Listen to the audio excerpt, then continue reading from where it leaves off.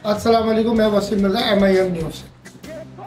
आज मैंने पूरे एरिया एक सर्वे किया तो सबसे ज़्यादा जो मुझे कैंपेन नज़र आई वो NA 235 आसिफ अली खान साहब की थी। तो इन सब चीज़ों को देखते हुए मैंने सोचा कि मैं आज मैं उनके ऑफिस जाके उनसे मुलाकात करूँ। तो ये मैं उनके ऑफिस के बाहर खड़ा हुआ, मैं अंदर जाके आसिफ भाई से कुछ सवाल करूँ।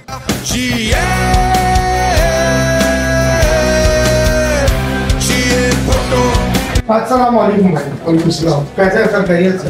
भैया आज आपके और आपके ऑफिस आके हम मुलाकात करें।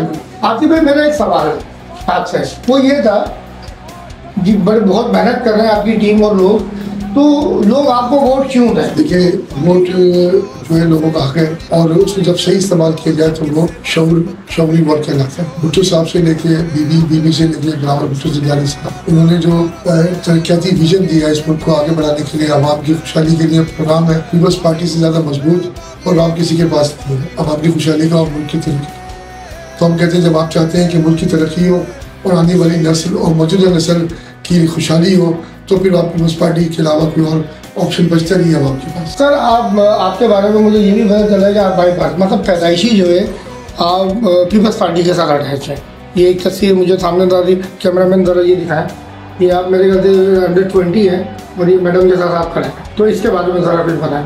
देखिए, मेरे वालिद पीपल्स पार्टी के थे और मेरे दादा की जो आखिरी उम्र थी वो पीपल्स पार्टी मैंने देखी। मेरी वालदा इस शहर में बड़े ख़तरनाक किस्म के माहौल के इलेक्शन में इलेक्टेड काउंसलर रही। मेरी वालदा, मेरा बेटा ये पीपल्स पार्टी का, यानी हमारी चौथी जनरेशन इस वक्त पीपल्स पार्टी में है। मेरा पीपल्स पार्टी में 1 घंटे की भी गैर हाजिरी नहीं है, मैं मुस्तकिल इत्तेमाद के साथ। सेकंड ये है कि पीपल्स पार्टी के उरूज भी बहुत है, जवाल भी है। एक वक्त वो भी आया जब मोहतरमा की जब शहीद हुई थी तो बड़े क्राइसिस के वक्त भी आए, लेकिन आप पीपल्स पार्टी से कभी जुदा नहीं होंगे। देखिए, मोहतरमा जो शहीद हुई वो तो अभी की बात है, लेकिन जब मैंने जो शौरी पैदाइश जो मेरी हुई थी वो जवालक का ज़माना था। उस ज़माने में घर में पीपल्स पर भुट्टो साहब का कैलेंडर लगाने पे और लिटरेचर रखने पे लाइब्रेरी में घर की रैंक में बुक शेल्फ में 5 कोड़े और 6 महीने की कैद थी सिर्फ कैलेंडर लटकाने पे, तो झंडा लगा नहीं सकते थे। तो हमारी अम्मी ख्वाहिश इस तरह पूरी करती थी अब्बू कि जो छत के ऊपर अरगनी होती है जिसमें कपड़े सुखाए जाते हैं तो उसमें बीच में कपड़ों के बीच में काला लाल हरा दुपट्टा लटका दिया करते थे। लगता था जैसे झंडा है, हम अपनी ख्वाहिशें पूरी करते थे और एक वो था कि भाई कपड़े सूख रहे हैं उसमें दुपट्टे भी सूख रहे हैं। तो मैं उस दौर में पीपल्स पार्टी में मेरा बचपना था।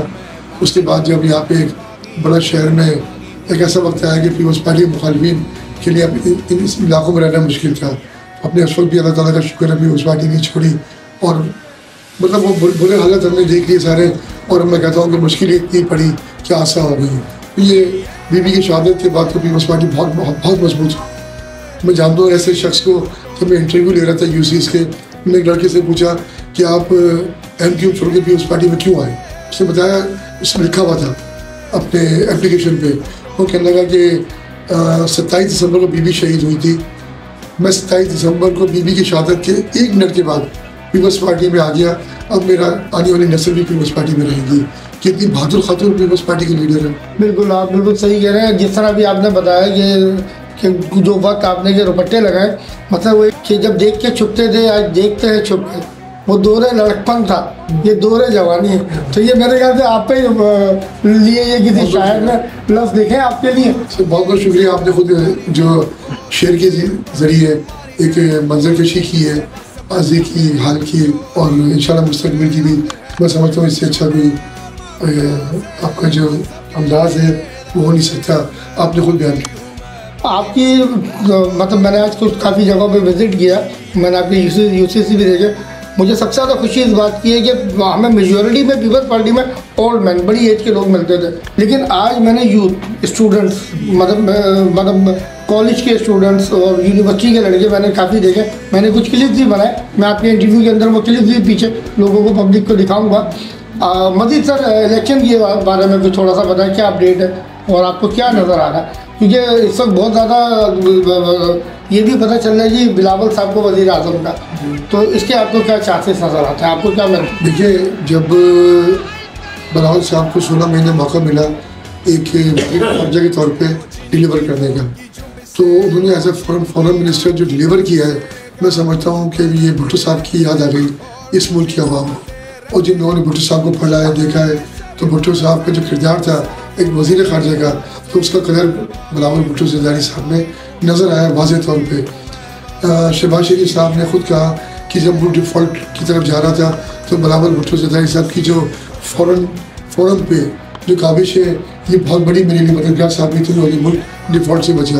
तो जो हस्ती जो शख्सियत डिफ़ॉल्ट से मुल्क को बचा सकती है, मेरे ख्याल में मुस्तक़बिल का वज़ीर आज़म उसी को होना चाहिए। तो बहुत शुक्रिया, थैंक यू वेरी मच, आपका शुक्रिया कि आपने मौका दिया और इतना वक्त दिया।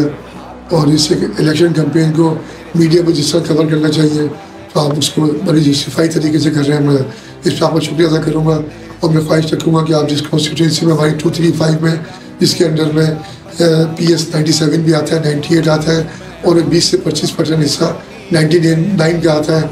फिर कराची ईस्ट के अंदर हमारी 9 सूबाई की हल्के हैं और 4 कौमी के हल्के हैं। तो कम अज़ कम ईस्ट में आप, क्योंकि आपका इतना बड़ा एक नेटवर्क होता है तो आप डिस्ट्रिक्ट वाइज आप चलते हैं, कॉन्स्टिट्यूंसी वाइज चलते हैं, तो आप हमारे हल्के में बिल्कुल एक मुस्तफ़ा अंदाज से कवरेज करेंगे जिससे कि आवाम को और हमें फ़ायदा होगा।